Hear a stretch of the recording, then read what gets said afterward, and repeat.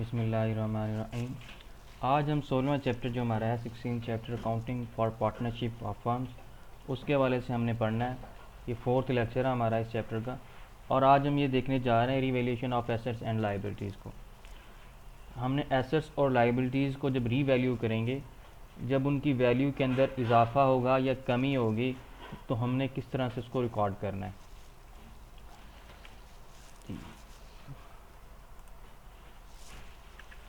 तो फर्दर आगे मूव करते हैं जी। तो जब हमारे पास हम नेट एसेट या अपने जो एसेट्स हैं उनको रीवैल्यू कर लेते हैं, तो जो एग्जिस्टिंग पार्टनर होते हैं उनके जो भी हमारे पास होते हैं और जो एसेट्स हमने रीवैल्यू किए होते हैं उनको हम फेयर वैल्यू के ऊपर लेके चलते हैं। यानी कि जो उस वक्त उनकी मार्केट वैल्यू होती है, मार्केट में जो उनकी एक्चुअल वैल्यू होती है। यानी कि फॉर एग्जांपल अगर आपके पास एक बिल्डिंग है और बिल्डिंग आज से 5 साल पहले आपने परचेज़ की थी, बिज़नेस स्टार्ट किया था, और आज आप एक पार्टनर जो है वो रिटायर हो रहा है या किसी की डेथ हो गई है, तो उसकी सूरत में हम क्या करेंगे, न्यू पार्टनर आप ऐड कर रहे हैं, तो आप अपने एसेट्स को रीवैल्यू करेंगे, उसकी रिवैल्यूएशन करेंगे। तो जब रीवैल्यूएशन आप करेंगे तो उस वक्त जो उस बिल्डिंग की एक्चुअल उस वक्त मार्केट के अंदर वैल्यू होगी, कितने की आप उसको बेचना चाहें वो बिक जाएगी, तो वो वैल्यू लेंगे आप। वो जो वैल्यू होगी उसको कहते होते हैं हम फेयर वैल्यू। तो फेयर वैल्यू के ऊपर जाके हमने उसको एडजस्ट करना होगा, उसको बुक्स ऑफ अकाउंट्स के अंदर रिपोर्ट करना होगा। At the time of admission of a new partner और retirement of existing partner, net assets of firm are revalued at their to their fair value. Fair value का मतलब यही है कि जो मार्केट की एक्चुअल वैल्यू है वही हम इसको लेंगे। ये तो बात हमें ज़हन में रखनी चाहिए। ये आपसे एमसीक्यूज़ की शक्ल में पूछा जा सकता है कि एडमिशन के टाइम या आपका जो रिटायरमेंट के टाइम नेट जो हम रिवैल्यूएशन ऑफ एसेट्स है या नेट एसेट्स है उनको हम किसके ऊपर रिपोर्ट करेंगे जी, फेयर वैल्यू पे, या फिर आपके पास हम कहते हैं कॉस्ट के ऊपर, या कोई भी और थर्ड ऑप्शन भी पूछा जा सकता है। तो आपके माइंड में ये रहना चाहिए फेयर वैल्यू पे हमने इसको लेके चलना है जी। तो आगे उसके बाद अकाउंटिंग ट्रीटमेंट क्या है जी रीवैल्यूएशन का। तो यहाँ पे सिर्फ और सिर्फ एंट्रीज दी गई हैं। बेसिकली रीवैल्यूएशन का जो टॉपिक है वो हमारे यहाँ पे इसके अंदर शामिल नहीं है, क्या कहते हैं, सिलेबस का पार्ट नहीं है। जैसे इसमें जर्नल एंट्रीज़ हमें दी गई हैं, जर्नल एंट्रीज़ को हमें जहन में रखना है। और जर्नल एंट्रीज़ का सबसे पहले बेसिक कंसेप्ट मैं आपको बताता जाऊँ कि जब कभी भी किसी एसेट में इजाफा होगा तो हम पढ़ चुके हैं, जैसे कि उसको डेबिट करना है उसको हम डेबिट करेंगे, और यहाँ पे हम क्रेडिट किसको करेंगे, हम रीवैल्यूएशन अकाउंट को क्रेडिट करेंगे। फिर दूसरे नंबर पर इसी तरह से जब एसेट में कमी आएगी तो हम क्या करेंगे, उसको क्रेडिट किया जाएगा, जैसे कि अकाउंटिंग के रूल्स हैं।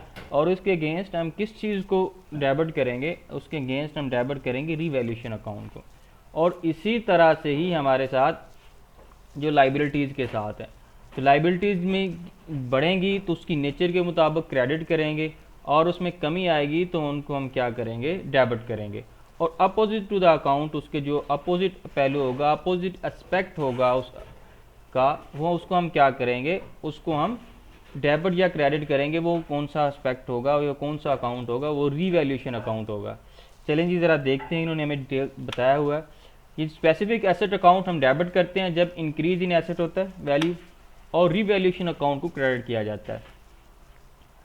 जो भी एसेट है, फॉर एग्जांपल बिल्डिंग है हमारे पास, लैपटॉप है, मोबाइल है, लैंप है, डेस्क है, जो भी चीज़, जो भी एसेट है हमारे पास, मशीनरी है, ठीक है, प्लांट है, उस स्पेसिफिक एसेट को हमने क्या किया, रीवैल्यूएशन किया, उसकी वैल्यू में इजाफा हो गया है, तो उस स्पेसिफिक एसेट अकाउंट को डेबिट किया जाएगा और रीवैल्यूएशन अकाउंट को हम क्रेडिट करेंगे। फिर इसी तरह से अगर डिक्रीज इन एसेट हमारे पास वैल्यू, तो ये जो हमने ऊपर एंट्री एक की है इसको हम रिवर्स कर देंगे। रिवर्स मीन कि जो चीज़ डेबिट हुई है उसको क्रेडिट कर देंगे, जो क्रेडिट हुई थी उसको डेबिट कर दिया जाएगा। देख सकते हैं जी हमने क्या किया हुआ है, रिवैल्यूएशन अकाउंट फर्स्ट एंट्री में क्या हो रही है, क्रेडिट हो रही है, तो यहाँ पे हमने उसको क्या कर दिया है, डेबिट कर दिया है। और उसके साथ साथ स्पेसिफिक एसेट जो है जिसमें कमी आई है उसको हमने क्रेडिट कर दिया है। For increase in liabilities value, अगर लाइबिलिटीज़ जैसे कि हमने रीवैल्यूएशन करते हैं तो रीवैल्यूएशन के अंदर दोनों चीज़ें शामिल हो जाती हैं जी। तो रीवैल्यूएशन के अंदर हम लाइबिलिटीज़ को भी रीवैल्यू कर रहे होते हैं और उसके साथ साथ एसेट्स की भी रीवैल्यूएशन कर रहे होते हैं। तो इसी तरह से जब रीवैल्यू किया जाता है, रीवैल्यूएशन की जाती है, तो लाइबिलिटीज़ की भी वैल्यू में इजाफा हो सकता है और उसके साथ साथ एसेट की वैल्यू में। अगर लाइबिलिटीज़ की वैल्यू में इजाफा हो जाए तो हम पढ़ चुके हैं कि जो लाइबिलिटीज़ हैं इनकी नेचर क्रेडिट है, तो जब कभी भी इनमें इजाफा होगा, इंक्रीज़ आएगा, तो इनको क्रेडिट किया जाएगा। तो इसी तरह से हम यहाँ पे लाइबिलिटीज़ को क्या करेंगे, क्रेडिट करेंगे, और रीवैल्यूएशन अकाउंट को यहाँ पे डेबिट किया जाएगा। ठीक है जी, रीवैल्यूएशन अकाउंट डेबिट है, और स्पेसिफिक लाइबिलिटीज़ अकाउंट, जो भी हमारी स्पेसिफिक लाइबिलिटी है उसको हम क्रेडिट करेंगे। फिर फोर्थ पार्ट जो है वो यही चीज़ है, for decrease in liabilities value, हम हमारी लाइबिलिटीज़ की वैल्यू जो है वो रिवैल्यूएशन के बाद डिक्रीज़ कर गई है, तो उसके बाद हम उसके लिए क्या होगा कि हम पढ़ चुके हैं कि जब कभी भी लाइबिलिटीज़ में कमी आती है तो उसको डेबिट किया जाता है। तो यहाँ पे हम स्पेसिफिक लाइबिलिटीज़ अकाउंट को डेबिट करेंगे और रिवैल्यूएशन अकाउंट को क्रेडिट किया जाएगा। तो यहाँ तक ये आपको क्लियर है? ये बताएं ज़रा जी कि कब हमने अकाउंटिंग ट्रीटमेंट में रिवैल्यूएशन के हवाले से क्या करना है। उसके बाद ये रिवैल्यूएशन है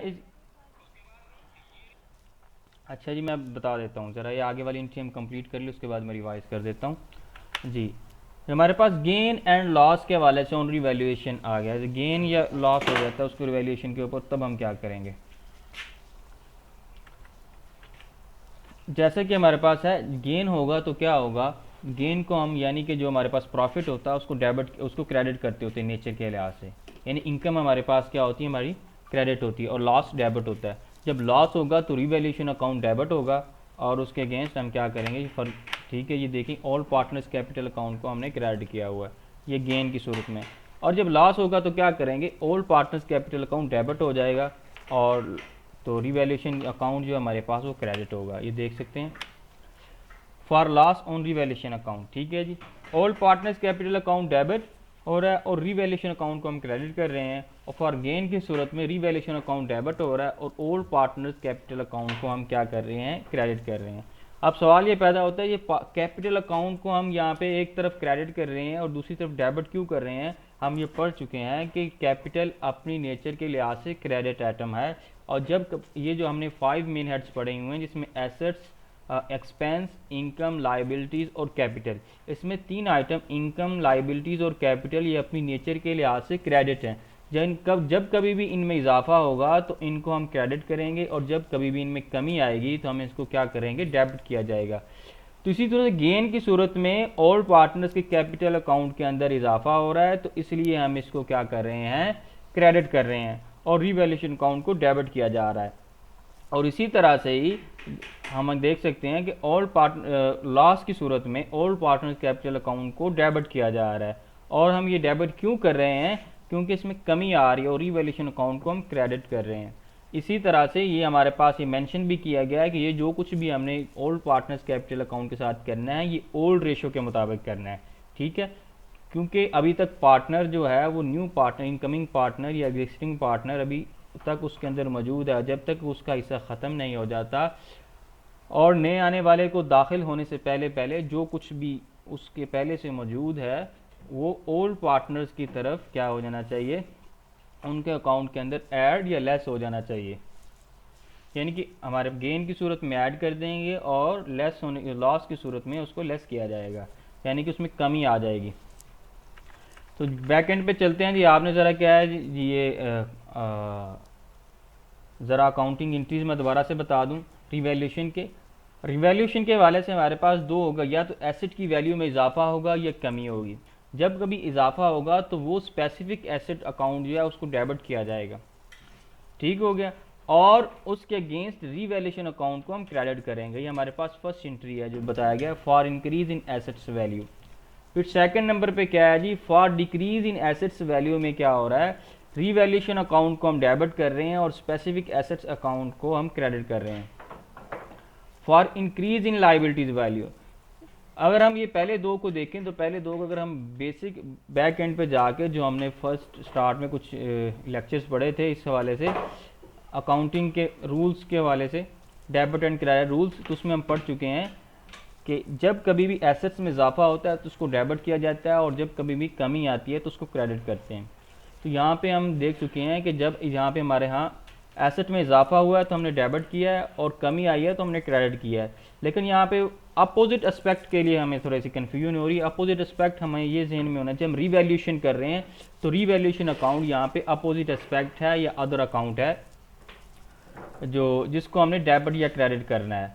इंक्रीज एसेट्स की सूरत में रीवैल्यूएशन अकाउंट क्रेडिट होगा, और डिक्रीज इन एसेट्स की सूरत में वैल्यू जो जब डिक्रीज होगी एसेट्स की तो उसको हम क्या करेंगे, रीवैल्यूएशन अकाउंट को डेबिट करेंगे। और इसी तरह से लाइबिलिटीज़ के हवाले से है, लाइबिलिटीज़ जब कभी भी इंक्रीज होंगी तो रीवैल्यूएशन अकाउंट को डेबिट किया जाएगा, और स्पेसिफिक लाइबिलिटीज़ अकाउंट जो है उसको हम क्रेडिट करेंगे। और इसी तरह से जब कभी कमी आएगी तो स्पेसिफिक लाइबिलिटीज़ अकाउंट को डेबिट करेंगे और रीवैल्यूएशन अकाउंट को हम क्या क्रेडिट करेंगे। यहाँ पे इन तीनों एंट्रीज़ के अंदर हम देख रहे हैं कि रीवैल्यूएशन अकाउंट सॉरी लास्ट 3 और 4th एंट्री में हम क्या देख रहे हैं कि लाइबिलिटीज़ को हम क्या कर रहे हैं, स्पेसिफिक लाइबिलिटीज़ को क्रेडिट कर रहे हैं इंक्रीज की सूरत में, और डिक्रीज की सूरत में हम क्या कर रहे हैं, इसको डेबिट कर रहे हैं। ये हम इस तरह से क्यों कर रहे हैं, क्योंकि ये अकाउंटिंग के रूल्स हैं और उसकी नेचर के मुताबिक हम इसको लेके जा रहे हैं। अकाउंटिंग के रूल्स, ये डेबिट एंड क्रेडिट रूल्स हमें क्या बताते हैं, जब कभी भी लाइबिलिटीज़ के अंदर इजाफा होगा तो उनको क्रेडिट किया जाएगा, और जब कभी भी लाइबिलिटीज़ के अंदर कमी आएगी तो इनको हम डेबिट करेंगे। जी उम्मीद है जी अब आपको ये क्लियर हो चुका होगा किस तरह से हमने डेबिट या क्रेडिट करना है।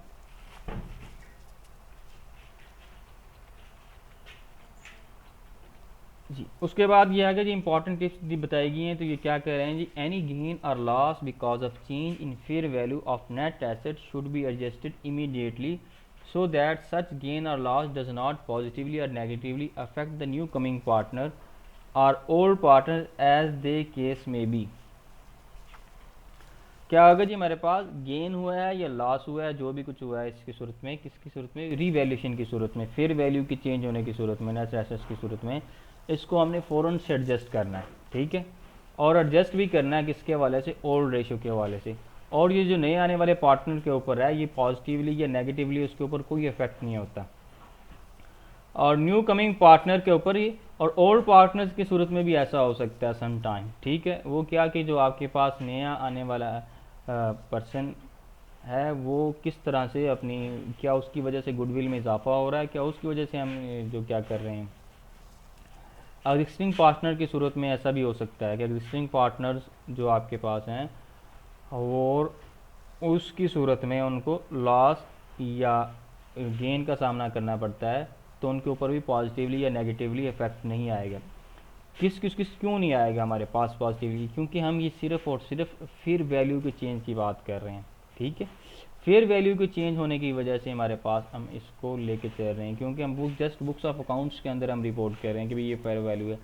एक्चुअली हमें इससे कोई नुकसान या फ़ायदा नहीं हो रहा होता, यानी कि ना तो हमें कैश की शक्ल में, ना किसी गुड्स की शक्ल में कोई प्रॉफिट मिल रहा है, और ना ही हमें कोई इसी तरह से कोई कैश की शक्ल में या कोई दूसरा गुड्स की शक्ल में कोई लॉस का सामना फेस करना पड़ रहा है। तो ये हमें जहन में रखना चाहिए, ठीक है। तो अगर आपसे इस वाले से पूछ लिया जाए कि अगर हम फेयर वैल्यू की सूरत में लॉस का सामना करना पड़ता है, कि पॉजिटिव या नेगेटिव कोई इफेक्ट आएगा इसके ऊपर, ठीक है, तो आपको पता होना चाहिए पॉजिटिव या नेगेटिव कोई इफेक्ट नहीं आएगा। तो आगे मूव करते हैं, रिटायरमेंट ऑफ अ पार्टनर। एक जो एग्जिस्टिंग पार्टनर है पहले से मौजूद, for example A B C जो पार्टनर्स हैं वो बिज़नेस कर रहे हैं, तो सी क्या चाहता है, वो रिटायरमेंट होना चाहता है, वो बिज़नेस को छोड़ना चाहता है, तो उसकी सूरत में हम क्या ट्रीटमेंट करेंगे। चलते हैं जी ज़रा। Make adjustment in capital balance और रिटायरिंग पार्टनर फॉर, हम एडजस्टमेंट करेंगे किसके अंदर जी, कैपिटल बैलेंसेस के अंदर, किसके लिए, रिटायरिंग पार्टनर के लिए। तो क्या होगा जी, share in goodwill of the firm, सबसे पहले गुडविल की शेयर के जो गुडविल का उसमें उसका शेयर था वो कैलकुलेट किया जाएगा।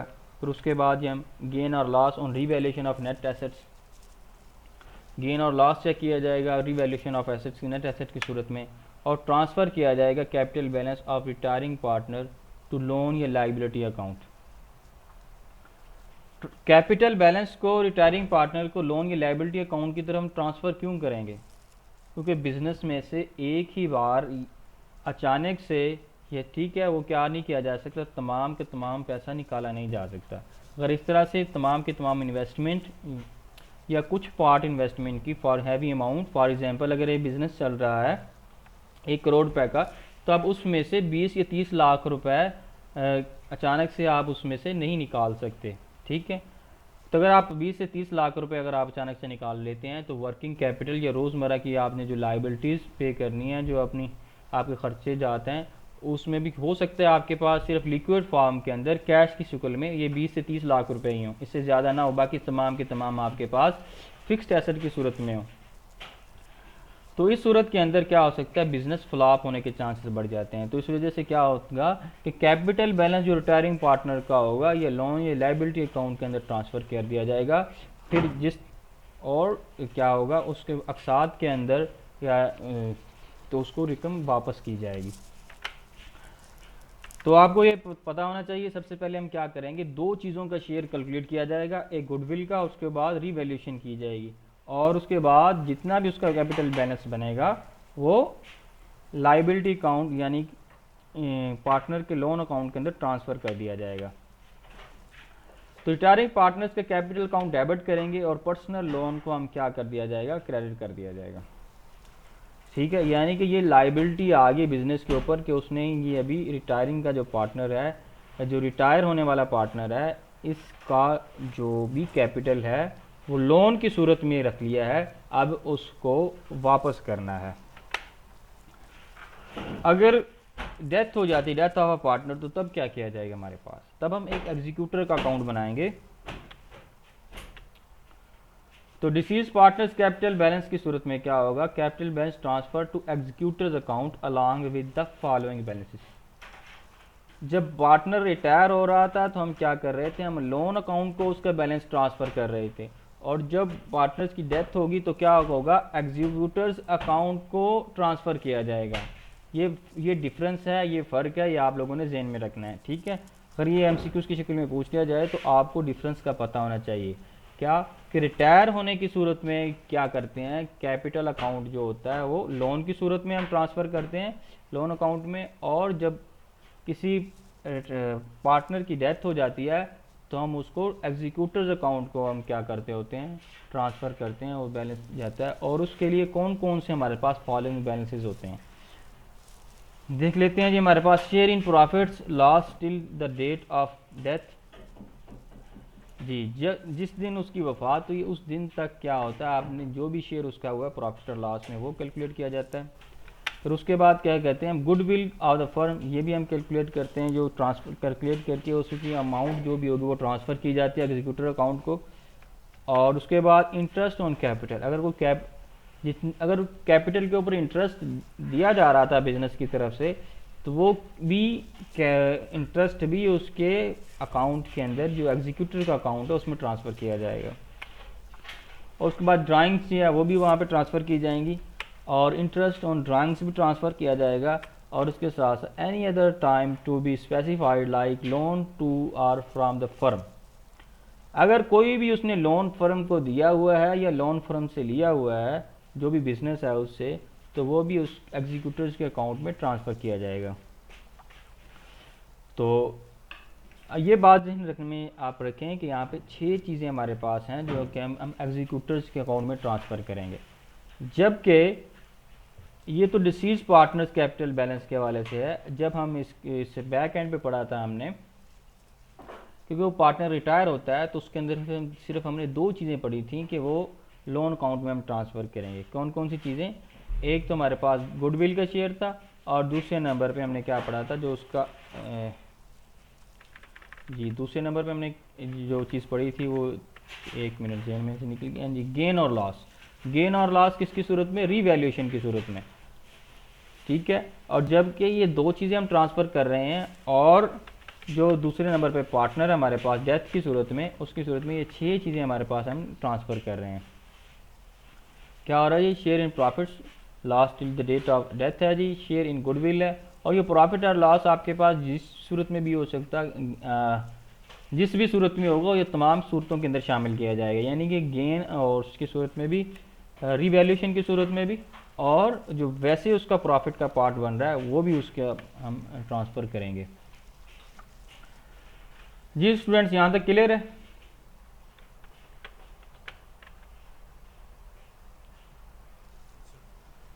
नेक्स्ट जी हमारे पास इंपॉर्टेंट टिप्स क्या दी गई जी, कह रहे हैं जी any balance appearing in as an appropriate profits or reserve account will be transfer to those partners capital account who were partners prior to such change in their respective profit sharing ratio और ratio. अब यहाँ पे बताया जाएगा unappropriate profit या reserve. हम business जब भी जारी होता है, जब भी बिजनेस चल रहा होता है तो क्या किया जाता है, प्रॉफिट में से कुछ पार्ट, कुछ हिस्सा 5%, 10%, 20% जो होता है वो क्या करते हैं, वो लहदा से रख लिया जाता है, सेपरेटली रख लिया जाता है उसको, ठीक है, रिजर्व के तौर पर। और रिजर्व के तौर पर किस लिए रख लिया जाता है कि नागहानी कोई सूरत हाल आ जाती है, कोई अचानक से कोई नुकसान हो जाता है या कोई इस तरह की इन्वेस्टमेंट करनी पड़ जाती है, तो उसके लिए हम क्या करते हैं, वो रिज़र्व इकट्ठा कर लिया जाता है, वो पैसा इकट्ठा होता रहता है, उसमें से किसी को कुछ नहीं दिया जाता। और जब क्या होगा, कोई पार्टनर रिटायर होगा या उसकी डेथ हो जाएगी या इस तरह, तब हम क्या करेंगे, उसको भी पार्टनर्स के कैपिटल अकाउंट के अंदर या एग्जीक्यूटिव के अकाउंट के अंदर हम उसको ट्रांसफ़र करना होगा।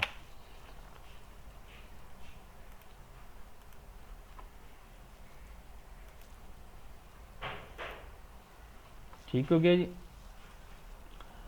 और जब ट्रांसफ़र करेंगे तो किस रेशो से किया जाएगा, ओल्ड रेशो के मुताबिक उसको हम ट्रांसफ़र करेंगे। कह रहे हैं जी credit balance of deceased partner executor account is liability होगा, और debit balance of deceased partner executor account का इज एसेट्स। यानी कि जो कोई भी एग्जीक्यूटर अकाउंट में हम डेबिट होगा वो क्या होगा जी, उसका उस एग्जीक्यूटिव अकाउंट के लिए उस पार्टनर्स का क्या होगा, एसेट होगा, और क्रेडिट वाली आइटम्स जितनी भी होंगी वो एग्जीक्यूटिव यानी अकाउंट्स की लाइबिलिटी होगी जी। Final accounts of partnership firm, final accounts हमने बनाना सीखने हैं अभी। जैसे कि हम पढ़ चुके थे पहले किस तरह मिड के अंदर हम इनकम स्टेटमेंट बनाना सीखी थी और उसके बाद हमने बैलेंस शीट बनाना सीखे थे। यहाँ पे भी फाइनल अकाउंट्स के अंदर हमारे पास वही होगा, हम प्रॉफिट एंड लॉस अकाउंट बनाएंगे, appropriate account, sorry profit and loss appropriation account होगा, और उसके बाद इसके साथ साथ हमने क्या बनाना होगा, उसकी बैलेंस शीट बनानी होगी, और फिर उसके अंदर एडजस्टमेंट्स भी करनी होंगी। एडजस्टमेंट का चैप्टर जो हमारे पास वो 13 चैप्टर है, तो इंशाल्लाह हम ये भी इसको कल कंप्लीट करते हैं 13 चैप्टर को। तो आज इसको ज़रा कुछ देखते हैं, अगर आपको इस हवाले से इसकी समझ आती है इस अभी पार्ट की फाइनल अकाउंट्स की तो वेल एंड गुड, अगर इसकी अगर कोई कन्फ्यूजन ज़्यादा होती है तो कल हम प्रीवियस चैप्टर जो 13 चैप्टर है हमारा उसको पहले डिस्कस करेंगे, तो फिर बाद में इसको हम कंप्लीट करेंगे जी। तो हमारे पास फाइनल अकाउंट्स में हमने क्या क्या बना रहे हैं जी, पार्टनरशिप की हम इनकम स्टेटमेंट बनाएंगे, प्रॉफिट डिस्ट्रीब्यूशन स्टेटमेंट बनाई जाएगी और बैलेंस शीट बनाई जाएगी, और उसके साथ साथ हम क्या करते होते हैं, प्रॉफिट डिस्ट्रीब्यूशन स्टेटमेंट को हम कुछ और भी, प्रॉफिट एंड लॉस जो हमारे पास है जी, ऑपरेशन अकाउंट इसको हम भी बोलते हैं प्रॉफिट डिस्ट्रीब्यूशन स्टेटमेंट को। और सबसे पहले हम चलते हैं जी, हम ट्रायल बैलेंस की तरफ चलते हैं। ट्रायल बैलेंस में हमारे पास क्या गिवन है जी, ओपनिंग स्टॉक गिवन है हम डेबिट साइड के ऊपर, और परचेजेस गिवन है, ट्रेड गिवन है, trade debtors, wages, sales stock, salaries, administrative stock, building है, मशीनरी है और फर्नीचर है, और उसके बाद एडवर्टीजमेंट, ठीक है, हो गई, फॉर 2 ईयर्स दिया गया है, बिल रिसीवेबल है, इंश्योरेंस प्रीमियम है, अच्छा जी, ड्राइंग्स शिजरा का है और ड्राइंग सुमिया का है, ठीक है जी। और उसके साथ साथ हमारे पास कैश इन हैंड है और repair and maintenance and utility bills. अब हम क्रेडिट साइड पे देखते हैं तो हमारे पास पता चलता है कैपिटल अकाउंट है जो ऑनर सिक्योरिटी किसकी जी, शिजरा की 10,000 है और इसी तरह से सुमैया की भी 10,000 है। सेल्स हमारे पास गिवन है जी 220,000 और ट्रेड क्रेडिटर्स गिवन है हमारे पास 21,000 और बिल्स पेएबल गिवन है जी हमारे पास 20,000 और डिस्काउंट हमारे पास गिवन है 6,500। अब सवाल ये पैदा होता है हमारे पास, ये जो हमने ये तो हमने पता चल गया ये चीज़ें, लेकिन कुछ इसके आगे निशान लगाए गए हैं, कुछ इंग्लिश के लेटर लिखे गए हैं, कैपिटल लेटर लिखे हुए हैं, ये क्यों लिखे हुए हैं? हम एसेट्स के लिए ए, एक्सपेंस के लिए ई और इनकम के लिए आई और ऑनर्स इक्विटी के लिए ओ को हम यूज़ करते हैं, और लाइबिलिटीज़ के लिए एल जो है हमने वो लिखा हुआ है कि ये हमने निशानदही कर ली है कि ये आइटम हमारे पास एसेट्स हैं और ये आइटम हमारे पास एक्सपेंस हैं, और उसके बाद ई वाले जो आइटम, ओ ई वाले जो आइटम है हमारे पास, या ओ जिसके आगे लिखा हुआ है वो ऑनर्स इक्विटी के हैं, और एल वाले लाइबिलिटीज़ के हैं और आई वाले इनकम में हैं। ये अकाउंटिंग हेड वहाँ पे हमने यूज़ करने हैं। तो इस तरह से तो आई लो जिसको हम बोलते हैं, ये जो आप, ताकि आपकी आसानी के लिए ये हो सके, ताकि पेपर के दौरान या क्वेश्चन को सॉल्व करते हुए आप इस हवाले से कंफ्यूज ना हो। सबसे पहले क्या किया जाएगा, ट्रायल बैलेंस को मार्क कर लेंगे।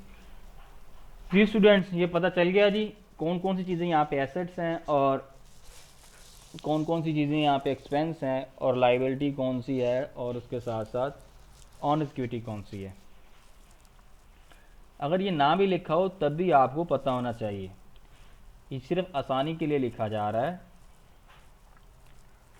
जी। तो यहाँ पे हमारे पास तो आगे एडजस्टमेंट दी गई हैं, जो एडजस्टमेंट को इसको हम क्या कहते हैं, एक्स्ट्रा इन्फॉर्मेशन भी बोलते हैं। तो stock on hand on 31 March 2022 में हमारे पास वाज एट 5000, 5000 का हमारे पास क्या है जी, स्टॉक पड़ा है, जिसको हम क्लोजिंग स्टॉक बोलते होते हैं। For doubtful debts on debtors, जी हमारे राइट ऑफ हम कर रहे हैं 2000 for further bad debts and maintain provision for doubtful debts at 5% on debtors. Debtors के ऊपर हम 5% वो भी कर रहे हैं, क्या चीज़ जी, डाउटफुल डेट्स की हम प्रोविजन बना रहे हैं। और ये जैसा कि हमने उसके अंदर पढ़ा था, ये डाउटफुल डेट्स हम पढ़ चुके हैं ऑलरेडी, क्या कहते हैं, डेटर्स के अकाउंट में भी हम पढ़ा हुआ है हमने, और उसके साथ साथ हमने डेप्रिसिएशन प्रोविजन फॉर 9 चैप्टर के अंदर हम पढ़ चुके हैं इस चीज़ को जी, डाउटफुल डेट्स के हवाले से। और depreciate building at 5%, machinery at 10% furniture. और जी मशीनरी बिल्डिंग 5% है, मशीनरी 10% है, और फर्नीचर अकाउंट हमारे पास वो भी 10% है। Outstanding expenses were wages 2000 and salary 1000। इसका क्या मतलब है जी, आउटस्टैंडिंग एक्सपेंसेस, ये एक्सपेंसेस वजूद में आ गए हैं, अक्कर हो चुके हैं, लेकिन अभी हमने पे नहीं किए, यानी कि आउटस्टैंडिंग एक्सपेंसेस आपकी लाइबिलिटी बन गए हैं। आप इनको क्या करेंगे, बैलेंस शीट के अंदर लाइबिलिटी के पार्ट के अंदर आप एक्सपेंस के तौर पे शो करेंगे। प्रीपेड रिपेयर 1600, आप एडवांस में पेमेंट कर चुके हैं, किसकी, रिपेयर कराने के लिए किसी को। Credit purchase amounting ₹4000 were not recorded in the books of account, हमने क्रेडिट परचेज की है 4000 रुपये की, उसको रिकॉर्ड नहीं किया। और उसकी क्या, it was decided there will be no interest on capital and drawings. अच्छा जी, और उसके बाद both partners are intended to annual salary rupees Shijra ₹15,000 and Sumaiya ₹10,000, यानी पार्टनर्स को सैलरी भी दी जाएगी 15,000 की शिजरा ने लेनी है, और सुमैया ने कितनी लेनी है जी, 10,000 रुपीज़ लेनी है। From the above trial balance and adjustments prepare income statement for the year ended 31 March 2022 and balance sheet as on date. जी 31 मार्च को हमने इसकी जनाब बनानी है, बैलेंस शीट बनानी है, और उसके साथ साथ हमने क्या करना है, इसके साथ इस साल की हमने इनकम स्टेटमेंट भी बनानी है। ये दोनों चीज़ें हमने बनानी है, और इसके साथ साथ प्रॉफिट डिस्ट्रीब्यूशन स्टेटमेंट भी हमें बनानी होगी। जी स्टूडेंट्स, यहाँ तक क्वेश्चन का कुछ पता चला जी आपको, क्वेश्चन में क्या पूछा गया है और क्वेश्चन है क्या चीज़।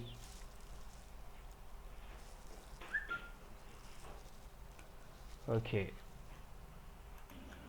तो जी स्टूडेंट इसको सॉल्व करते हैं। सबसे पहले हम बना रहे हैं इनकम स्टेटमेंट बनाएंगे हम। इनकम स्टेटमेंट में ये देखा जाएगा हमें कितना प्रॉफिट या कितना लॉस हुआ है। जिस तरह की इनकम स्टेटमेंट हम बना रहे हैं, तो सेल्स हमारे पास है 220,000, ये हमें इसके ट्रायल बैलेंस के अंदर गिवन थी। ओपनिंग स्टॉक 2000 था हमारे पास, परचेजेस हमने किए 148,000 एंड अनरिकॉर्डेड क्रेडिट परचेज हमारे पास थी 4000, और क्लोजिंग स्टॉक हमारे पास क्या था जी, 5000 था, तो उसको हमने लेस किया है, और बाकी ये चीज़ें हमने ऐड की हैं, तो हमारे पास 149,000 आ चुका है जी। क्या चीज़ आ चुकी, कॉस्ट ऑफ गुड्स सोल्ड आ चुकी है।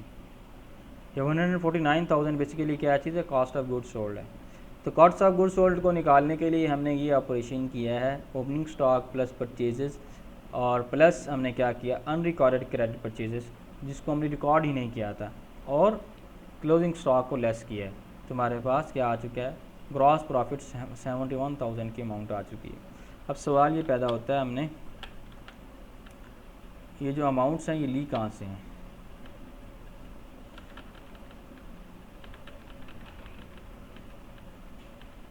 जी तो इस ट्रायल बैलेंस से हमने कुछ उठाई हैं जी। कैसे उठाई, ओपनिंग स्टॉक ये 2000 हमें गिवन है, परचेजेस 148,000 की हमें गिवन है, और सेल्स हमें ये देखें जी 220,000 की गिवन है। हम ये पढ़ चुके हैं इनकम और एक्सपेंसेस जो हैं ये सब के सब कहाँ ट्रांसफ़र किए जाएंगे, इनकम स्टेटमेंट के अंदर जाएंगे।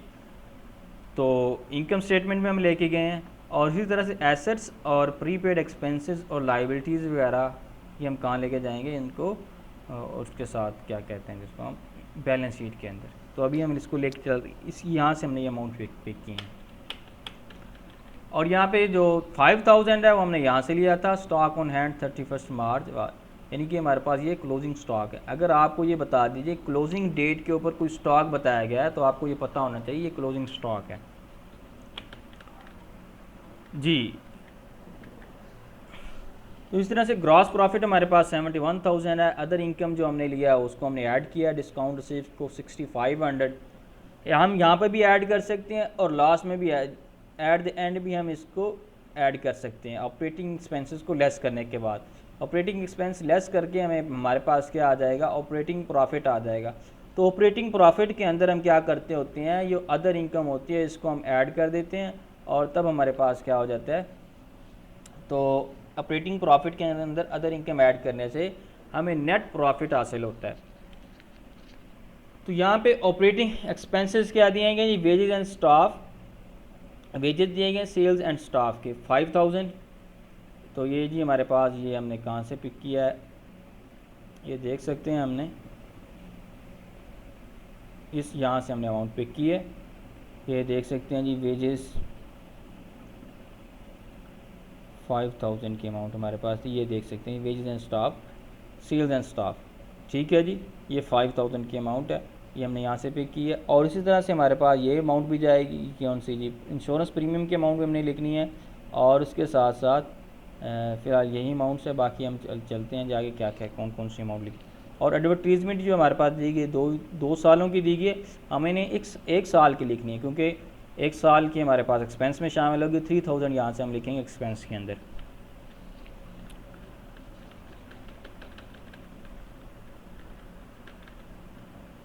जी सैलरी एडमिनिस्ट्रेटिव स्टाफ ये हमारे पास 10,000 है, और आउटस्टैंडिंग सैलरीज 1,000 अमाउंट है, ये हमने लिखी है जी। इसकी जो आउटस्टैंडिंग अमाउंट थी हमें जो एक्सटर्नल इन्फॉर्मेशन में अदर इन्फॉर्मेशन में दी गई थी, तो 11,000 की हमारे पास सैलरी हो चुकी है। एडवर्टीज़मेंट एक्सपेंस जो हमारे पास है 6,000 है, और हम प्रीपेड एडवर्टीज़मेंट कितनी है जी हमारे पास 3,000। तो 6,000 हमारे पास 2 सालों की है जैसे कि मैंने अभी बताया, और 3,000 हमारे पास 1 साल की होगी। तो हमने माइनस कर देना, हमने सिर्फ 1 साल की लेनी है, ठीक है। और रिपेयर एंड मेंटेनेंस हमने की है 10,000 रुपीज़ की, जिसमें से हम प्रीपेड कितने हैं जी हमारे पास 1,600। ये प्रीपेड हमने लेस करना है यहाँ से, क्योंकि ये हमारा भी एक्सपेंस हुआ नहीं है। प्रीपेड जितने भी एक्सपेंसेस होते हैं वो आपके एसेट में होते कैलकुलेट होते हैं। तो 10,000 में से 1,600 लेस किया तो 8,400 हमारे पास है। इसी तरह से फिर हमारे पास डेप्रिसिएशन है, और डेप्रिसिएशन हम कैसे की, बिल्डिंग की 1,500 है, मशीनरी की 2,500 है, और फर्नीचर की हमारे पास 1,600 है। ये भी हमने यहाँ से क्या करना होगा, लेस करनी होगी। तो 5,600 टोटल बन रही है। और बैड डेट्स हमारे पास 2,000 है, और इंक्रीज़ जो प्रोविजन में हुई है वही हमने यहाँ पे ऐड करना है 2,500। तो 2,500 हमारे पास टोटल ये बन गया है जी, किस चीज़ का, बैड डेट्स के हवाले से। तो इनका जब टोटल किया तो हमारे पास आ रहा है 42,500।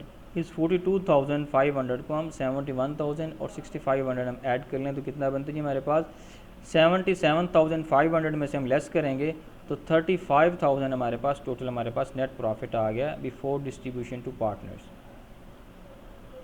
तो अब इसको क्या किया जाएगा, अब इसको डिस्ट्रीब्यूट किया जाएगा पार्टनर्स के दरमियान।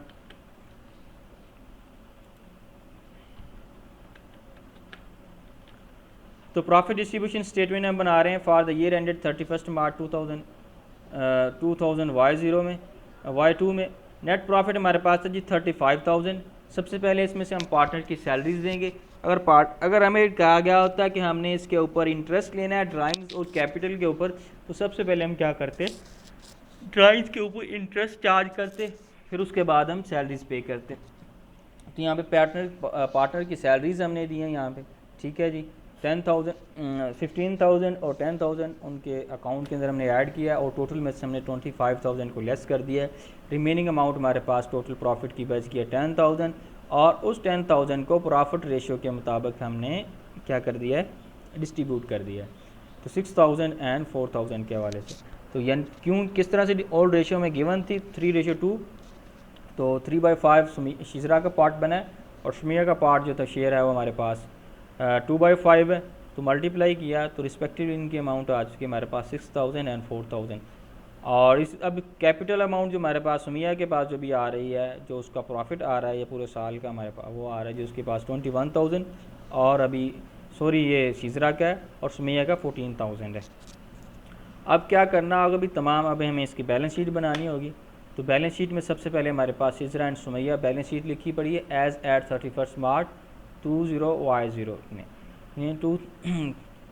तो यहाँ पे हमारे पास जो हम एज एट क्यों लिखी हुई कि हम ये पढ़ चुके हैं, मैं दोबारा से आपको कंसेप्ट बताता जाऊँ कि बैलेंस शीट जो होती है वो एक एट पॉइंट ऑफ टाइम पे बनाई जाती है। किसी पॉइंट ऑफ टाइम पे एसेट्स हम चेक करने के लिए, अपनी फाइनेंशियल पोजीशन चेक करने के लिए बनाते हैं, जबकि इनकम स्टेटमेंट क्या होती है हमारे पूरे साल की फाइनेंशियल परफॉर्मेंस जो होता है वो शो करती है, तो पूरे साल की बनाई जाती है। तो इसलिए तो आपको जहन में रहना चाहिए कि फाइनेंशियल जो हमारे पास स्टेटमेंट है, फाइनेंशियल पोजीशन या बैलेंस शीट की जो स्टेटमेंट है हमारे पास, स्टेटमेंट ऑफ फाइनेंशियल पोजीशन या बैलेंस शीट, ये क्या बनाते हैं, किसी पॉइंट ऑफ टाइम पे बनाते हैं, किसी स्पेसिफिक डेट को बनाई जाती है। तो यहाँ पे नॉन करंट एसेट्स हमारे पास गिवन है जी, बिल्डिंग गिवन है, मशीनरी है और उसके बाद फर्नीचर है। इनकी हमने डेप्रिसिएशन कैलकुलेट किया, डेप्रिसिएशन 1500, 2500 एंड 1600 रिस्पेक्टिवली है। तो इसी तरह से हमने इसको ऐड कर, इनको लेस करना होगा यहाँ पे, और लेस करके हमें नेट बुक वैल्यू जो है ये बुक्स ऑफ अकाउंट्स के अंदर शो ऑफ करनी होगी। ठीक है जी। तो ये हमारे पास 65,400 यहाँ पे इसकी वैल्यू आई है।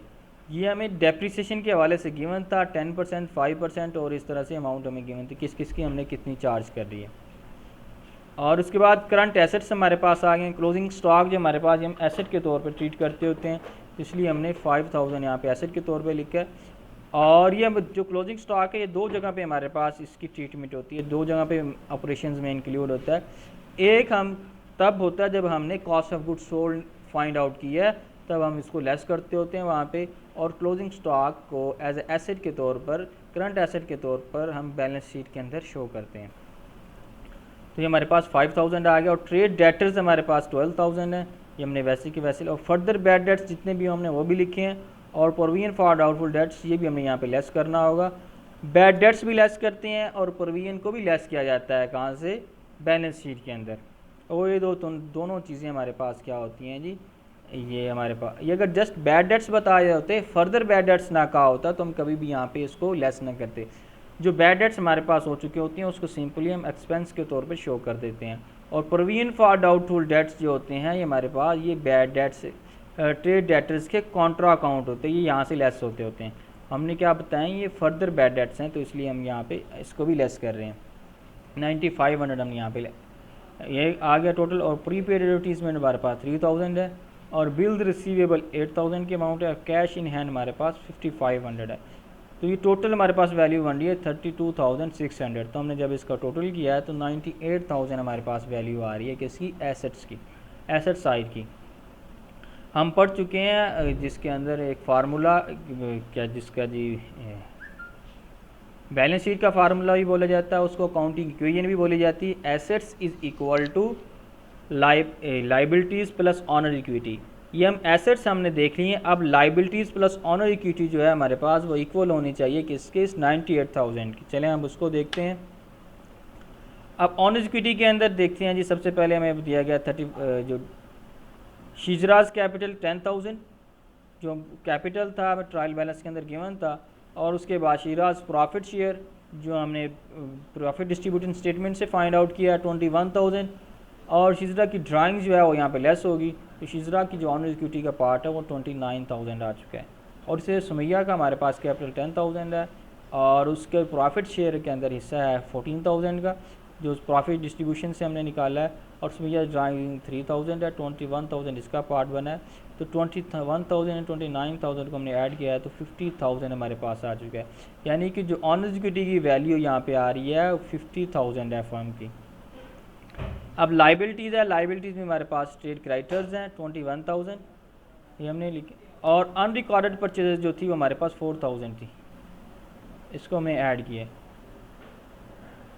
क्योंकि हमें अदर इंफॉर्मेशन के अंदर, एडिशनल इंफॉर्मेशन के अंदर बताई गई थी, तो हमने यहाँ पे ऐड किया। तो 25,000 की अमाउंट हमारे पास आ चुकी है। बिल्स पेबल हमारे पास 20,000 है, और आउटस्टैंडिंग वेजेस 2000 से, और आउटस्टैंडिंग सैलरीज 1000।